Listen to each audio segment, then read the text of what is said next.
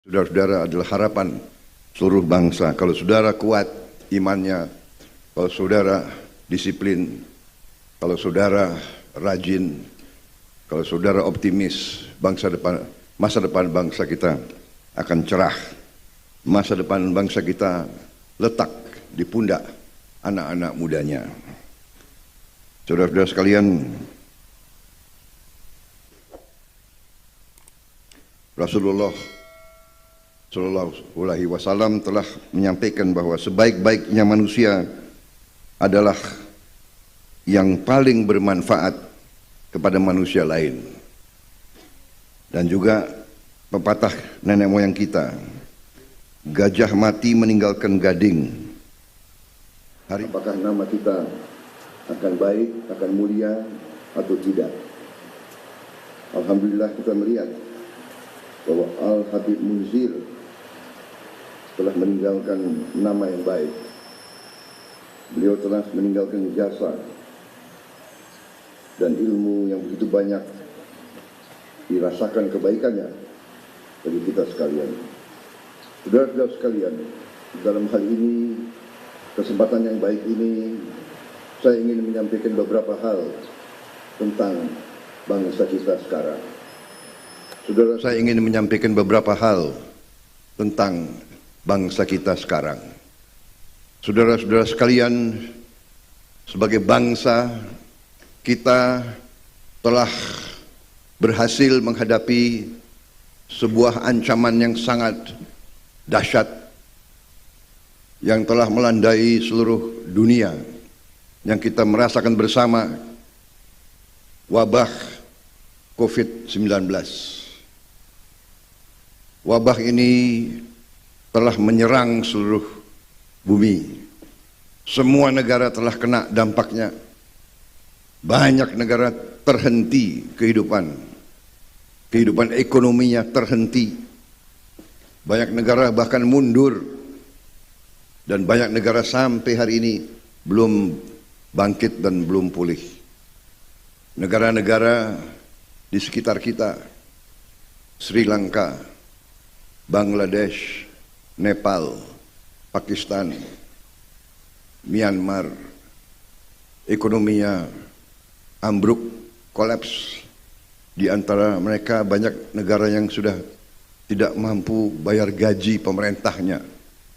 Bisa kita bayangkan enggak, kalau dokter-dokter, perawat-perawat di rumah sakit sudah tidak mampu dibayar gajinya, kalau guru-guru tidak bisa dibayar gajinya, kalau polisi dan tentara tidak bisa dibayar gajinya, kita bisa bayangkan kehidupan kita seperti apa.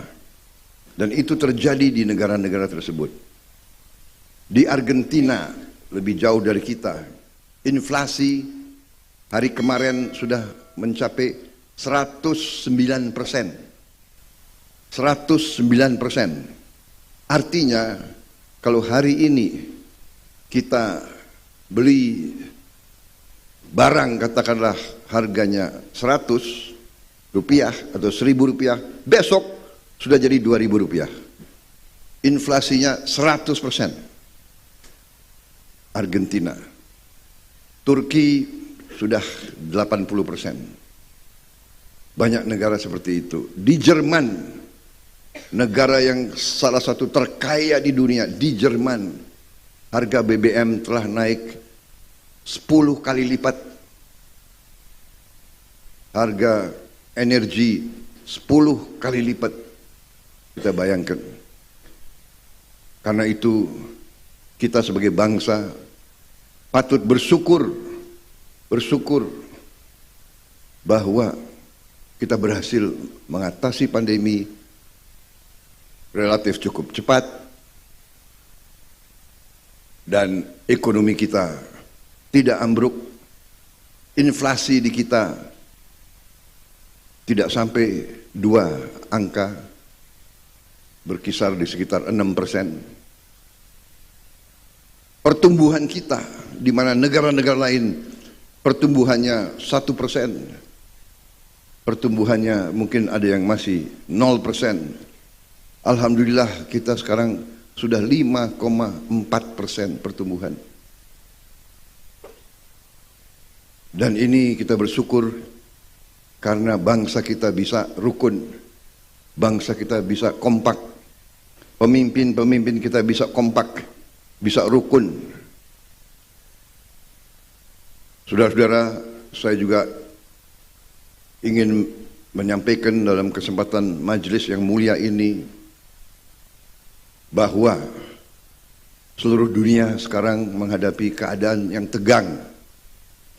Di Eropa saja, di Eropa yang katanya negara paling maju, negara paling demokratis, di Eropa saja terjadi perang yang maha dahsyat. Perang sudah berjalan lebih dari 1 tahun antara Ukraina dan Rusia. Diperkirakan tentara Rusia saja sudah mati lebih dari 100.000 dalam 1 tahun. Tentara Rusia, tentara Ukraina konon kabarnya lebih dari itu. Padahal jumlah penduduknya Rusia mungkin 1/3 jumlah penduduk Indonesia. Apalagi jumlah penduduk Ukraina mungkin 1/10 Indonesia.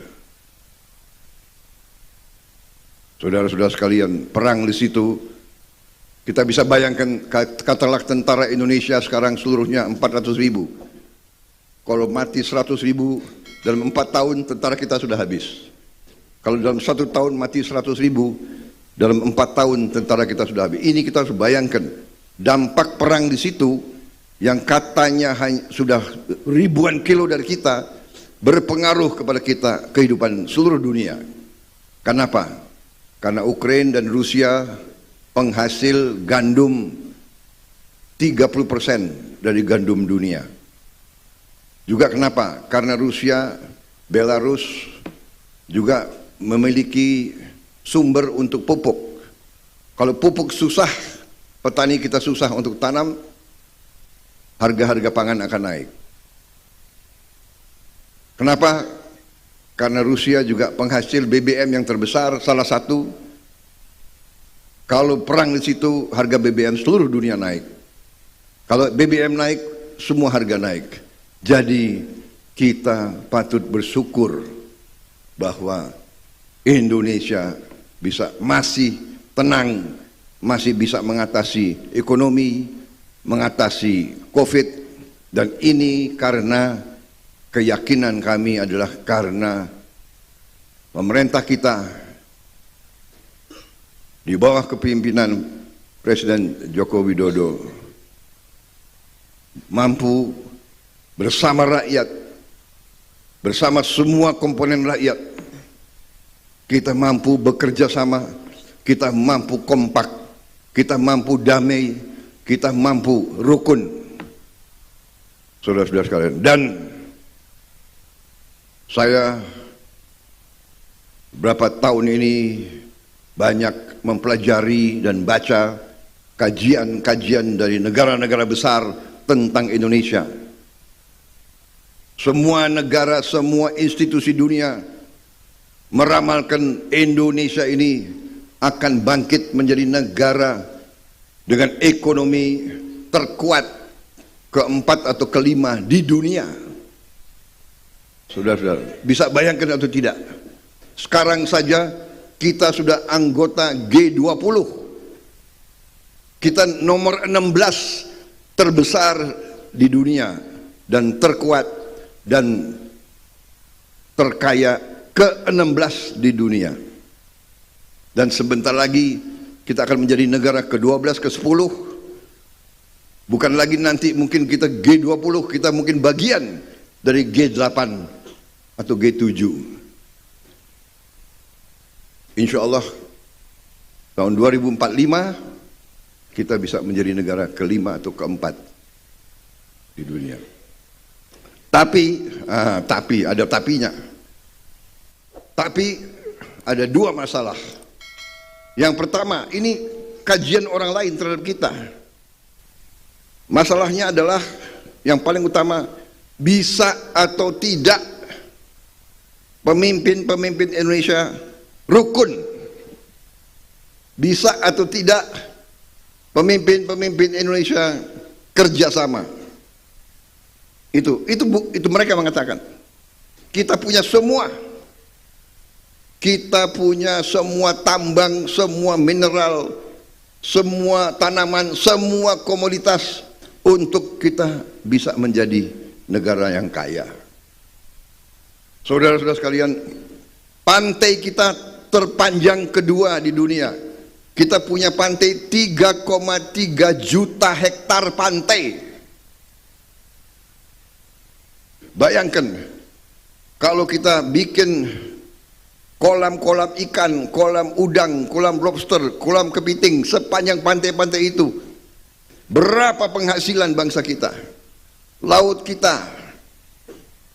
kita kekayaannya, nilainya adalah 30 miliar dolar. Dengan kurs sekarang itu 450 triliun. Dan baru kita hasilkan sepersekian dari itu. Kita butuh 40.000 kapal ikan. Kita belum mampu. Dan banyak orang-orang asing kapalnya masuk ke laut kita, mengambil kekayaan kita. Saudara-saudara,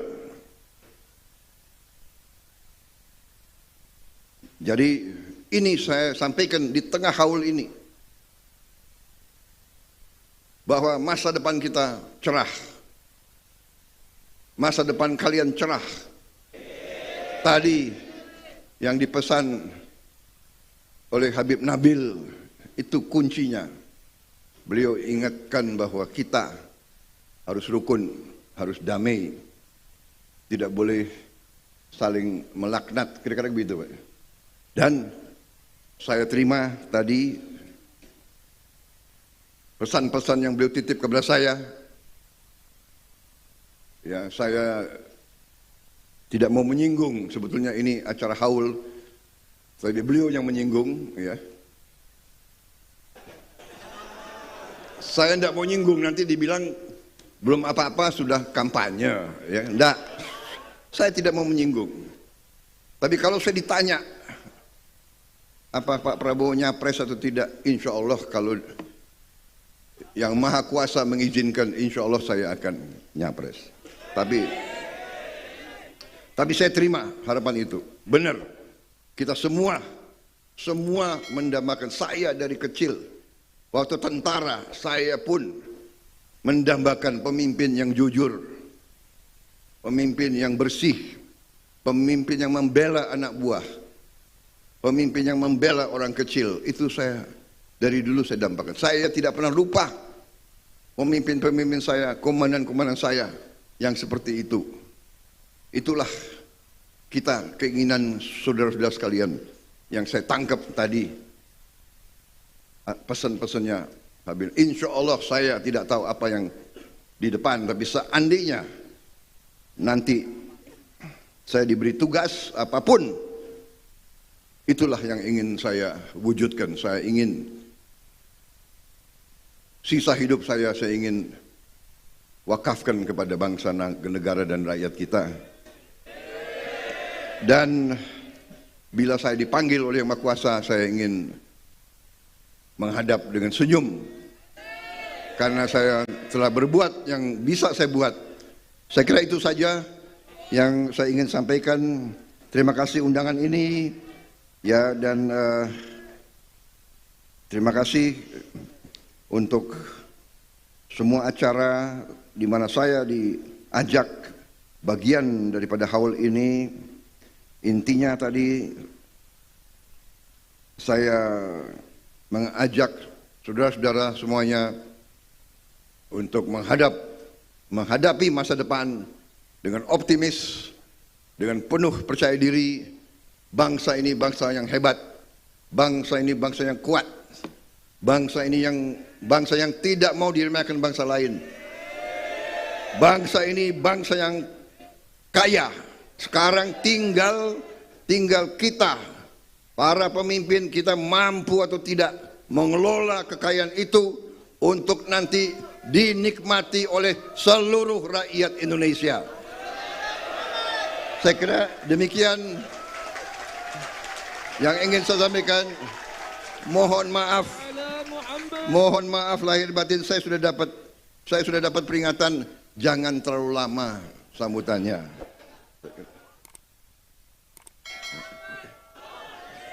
Jadi dengan demikian karena ada peringatan ya saya harus akhiri sambutan saya. Wassalamualaikum warahmatullahi wabarakatuh. Semoga Allah SWT menyertai seluruh jamaah. Semoga kita selalu dilindungi oleh Yang Maha Kuasa, diberi keselamatan, diberi taufik dan hidayah untuk bangsa, negara, dan agama kita. Sekali lagi terima kasih.